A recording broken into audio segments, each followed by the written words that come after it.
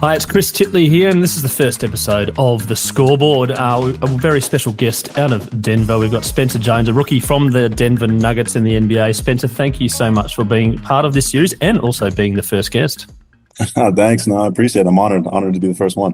Now, I'm going to get straight to it in regards to the scoreboard and what your personal scoreboard looks like at this time in the moment. What do you define as success coming into your first season into the NBA?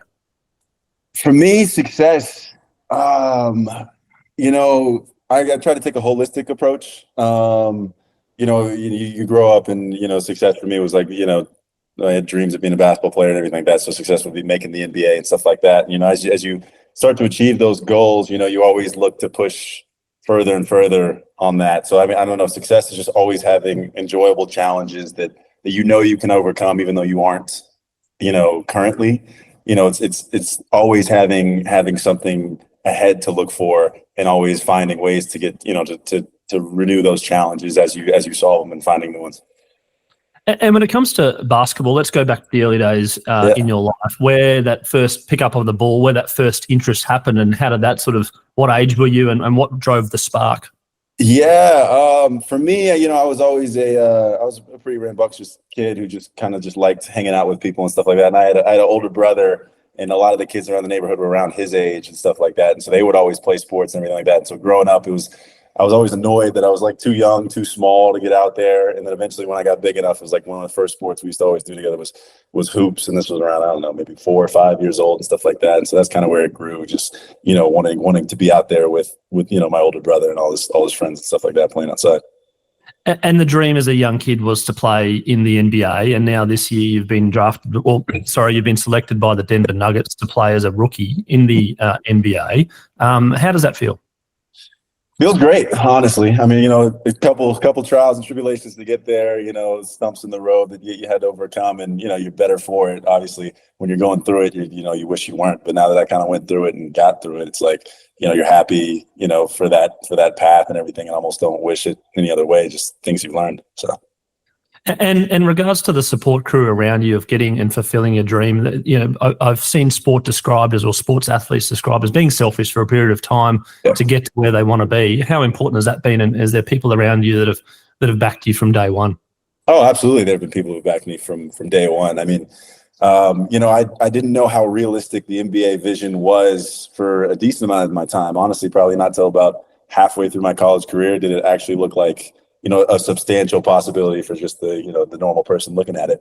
I really relied on the support. I remember, getting to Stanford was kind of a, interesting path just because I was like the last person admitted. It was like a very last minute recruiting process where they found me very late in my senior year, which is very rare for basketball recruiting. And so I honestly didn't think I would have played in the Power 5 Division I level until around then. And then, also I had a substantial injury my senior year of college, or my fifth year of college, my last year playing, that I thought might have hurt the hopes of being an NBA guy, just because I didn't, take the jump I thought I needed to have to be drafted. And obviously I wasn't drafted, but I was able to still get signed to the team and have a guaranteed contract for the year and stuff like that. So I still found a way to get there. And, it was all the support system, all the, medical staff, coaches, parents, everything like that kind of, helps you get to the day-to-day stuff that eventually, leads to the goal. Yeah, and Spencer, talking about your college years, you broke a few records in your college. How does that make you feel looking back now as a chapter in your life, and obviously now moving forward into the NBA, trying to get onto the court and succeed so much? Does it feel like it's a distant memory, or does it feel like pretty fresh to you still? It's just all this stuff just goes by so fast. It still feels like fresh, but at the same time the whole draft process was long, grueling, that it almost feels like it was a little bit of ways away at the same time. But no, it's always nice to have, some sort of legacy, especially at a place like Stanford, where I know if I return, I'll be remembered in some spaces and stuff like that. So it's like just nice to know that you'll have that community because of what I've done and things like that. But obviously I would have definitely have traded some of those personal records for more team achievement and everything like that always. But No, yeah, it's definitely something I really, really hang on to. I'm curious as to know when you're on the basketball court and you come off and you finish the game, whether, like, on a percentage basis, whether you come off feeling happy half the time or three-quarters of the time or 25% of the time, or like, oh, we can improve, or a bit disappointed, and the feelings that go through you when you finish a basketball game. Yeah, I can be my own worst critic at times. I'm not typically the happiest. I mean, there's this, you always get that sense of relief after the game's over in terms of like, you can relax because you're so hyped up, so revved up, and always in that kind of killer mode for that long time. It's nice to, bring it down and relax. So you always get that sense of relief. I wouldn't define it as happiness necessarily, because, you still love the game, and, there's always things I'm looking at as, shoot, I could have done this better, or, I'm always critiquing myself on what I could have done in the game, and did I give it everything? And, more times than not, you're telling yourself no, even though you probably did, because you always feel like, as you get higher up, you're always looking for ways to try to, improve yourself and everything like that. So I'm always critiquing myself, always looking at very small things that, many people would overlook, that I'm just like, I wish I did that a little bit better. And when you're growing up, when you were selected in teams or not selected in teams, how did that feel in regards to disappointment? Was there one particular moment that maybe drove you a bit harder in terms of selection? Because it probably can be brutal in regards to not being picked or being picked, etc. Has there been moments of disappointment in your life? And you did mention the injury before, but moments of disappointment that thought, okay, I'm going to throw in the towel. Yeah, there was definitely a couple of those moments early on. I didn't have too many of those moments, just because, I was usually pretty good around it, so I was always selected for the various teams and everything. But no, around my senior year of college was a very distinct moment. I remember, it was my final game actually of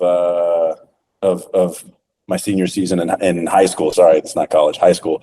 But no, it felt like it was my best chance to get that Power 5 offer. I think it was Northwestern. The head coach came out, and my high school was a very good basketball school and everything like that. We had won 3 state championships in a row coming into my senior season, and then we were going for the 4P, which I don't think we had since ever and everything like that. But we ended up losing like a sub-state game to a small town team that we should have blown out, and we lose that game off like a last second shot or whatever. Is devastating loss, obviously, because it's your last high school game, everything like that. And plus, I didn't have a terrible game, but I didn't have a great one. And it was in front of a school like Northwestern that I was, would have been very excited to have taken the offer. And so after that, they obviously didn't offer me, and didn't really know where the basketball would have gone after that, just because, my parents kind of had, I've come from a very academic family and everything like that. And so, I wasn't going to sacrifice academics just to play sports. And so Northwestern was like one of those options where it's like I didn't have to. But, with them falling through, it was kind of like, okay, I have the grades to get into better schools than what basketball is offering me. So am I going to play basketball in college? And that was kind of something that was wearing on me a little bit towards the end of the season. And so it was just something where I had to rely on the support and everything. And, going into that final AAU season, it was a little bit of a struggle, but I just, had to prepare every day and just, see if an offer would come and everything like that. And, Stanford came along with some others, but Stanford was definitely the best option. And, luckily I got through it and got to that. Now, you mentioned the word grades there, and talking about academic, and what have you studied, and what are you thinking about, life post-sport? It's obviously a very important focus for you now is the NBA, but then obviously sometimes injuries can happen, and sometimes things don't go their way, and there's a life after sport. Yeah, absolutely. No, yeah, going into Stanford, I majored in, they call it management science engineering. It's like industrial engineering for many other schools is how they call it. But no, I've always been interested in the healthcare space, just because my dad, my grandfather were both physicians and everything. So I've been around medicine a long time, but I didn't necessarily ever want to be a doctor, but I was very interested in the business side of it, or, being in like the technical side of it with all the advancements with AI and everything like that. So I always keep interested in, the startup space with health tech, and even sports tech with sports performance and sports medicine, performance, everything like that. So, the great thing now is, you're an NBA player, so you have a decent platform and stuff like that. And so, one thing I'm just looking to do as I'm obviously spending most of my hours, trying to be the best NBA player I can. Is also trying to use my platform to, maybe ease the transition later on, get connected with certain companies and stuff like that, and just, do what I can to use this great platform that I have to kind of, figure out the rest of my life. Mm-hmm. No, for sure, definitely. And let's get on to the NBA now. The Denver Nuggets, have you guys got together? You're training in the preseason. You met all your teammates, etc. Yeah, not everybody yet. So typically, not everybody has to report, or at least the veterans don't have to report till training camp, which is I think in like 2 weeks, end of September. But they bring in all the young guys, pretty much all the guys who have been on the team for probably like 3 years or less, and all the new guys. And so I kind of like that because you get a little bit of that college feel. Everybody's around the same age, stuff like that. So it's been nice. And it's not too bad right now. It's a little less than college right now, honestly, just because we're not in the full swing. It's just, it's just about 3-4 hours a day. And then, you kind of have the rest of the day to kind of figure it out. I mean, obviously a lot of guys will go back in the gym, so there's more hours there, but that's kind of on your own. That's kind of the professional life, is a lot more autonomy. Yeah, I was going to say, there's a fair bit of downtime in as a professional athlete, but not huge in the NBA. But what do you get up to? Do you do some hobbies? Do you get out there and sort of put basketball to one side, or is it 24/7 in your head? No, it's always been a conscious effort not to make it 24/7. Always have something outside to clear yourself. Honestly, me mentally, that always makes you a better player when you can unload some of the things you always stress about on the floor. So it's just not always in your mind, because if it's constantly on your mind, you're just going to stress about it more on the court. And that was a big reason why I enjoyed Stanford. It was very easy to do something like that. You could always get outside and a bunch. It's you're around Silicon Valley. Everybody else has got their own things going on that you can kind of hear about and get interested in. So it kind of opened your eyes, and perspective on everything. But no, yeah, being in Colorado's in Denver's really nice. I'm big on getting outside, getting outdoors. Done a couple of hikes, run a little bit, enjoy the parks, walk around the city, just kind of anything I can do to get outside. And I read a little bit on my own time as well. One question in regards to the future of yourself, in regards to the NBA and the salaries, etc. There's a lot of money that gets thrown around. There's managers, a lot of people that take a lot of bits along the way, etc. What are you thinking in regards to your financial situation and the future around the NBA and obviously a bit more money than college? It could last for 5 years. It could last for 10 years. What are you thinking around that? For me, the biggest thing is to just, keep track of my spending. The biggest thing is the lifestyle creep that usually gets people, just because, like you said, you never know how long your career is going to be. So you just want to make sure you know how much you're spending, how much your yearly expenses are, so you can kind of prepare for how much you need to make to, have a life that suits you, everything like that. And I've kind of never really been a big spender, so a lot of it's just been kind of investing for me. I'm not too worried about my spending habits, but yeah, I mean, having some money from college also helps. So I kind of used pretty much all my NIL money just to have like just to set my basic investments that everybody needs. Your Roth IRA, your high yield savings, and a little bit in the S&Ps and stuff like that. And so, kind of with the extra stuff from the NBA, it's kind of like maybe more diversifying my investments with like real estate or something in in the startup space, stuff like that. But I can get a bit more creative with it, and with that comes the learning opportunity of being an investor and learning kind of venture and capital. So. And Spencer, some of your peers and friends, have they been picked up with NBA teams as well? Do you know some similar friends in your situation where you can sort of WhatsApp and say, hey, what's going on? Or is this normal, or is this what you normally do? I mean, there's a decent amount of guys I knew that got picked up. I mean, Harrison Ingram, who played at Stanford and then went to North Carolina, got picked up in the second round at the Spurs and stuff like that.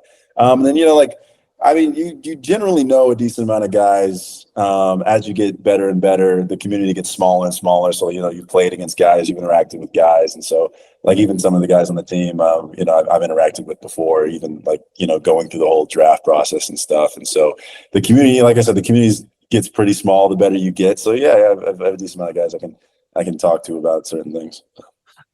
Some final questions. I'm going to ask about some personality traits, and you can answer how you want.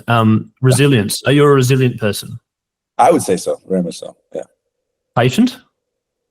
Yes, I'd say patient. Yeah, more so than most. Confident. Confident took some time, but yes, I'd say I'm confident. And the blurriness and grayness between confidence and arrogance? The blurriness and arrogance. One thing I've always found is that, the best players do have a decent amount of arrogance to them, like an irrational confidence, just because it's like to take those risks in games and stuff like that, you almost need it, So I don't see arrogance, especially in sport. I don't really see arrogance as a terrible thing. Now, outside of sports, absolutely. But inside of sports, like, the trash talking, everything like that, you need a little bit of that in order to take these kind of risks in games and do things that some of these guys do.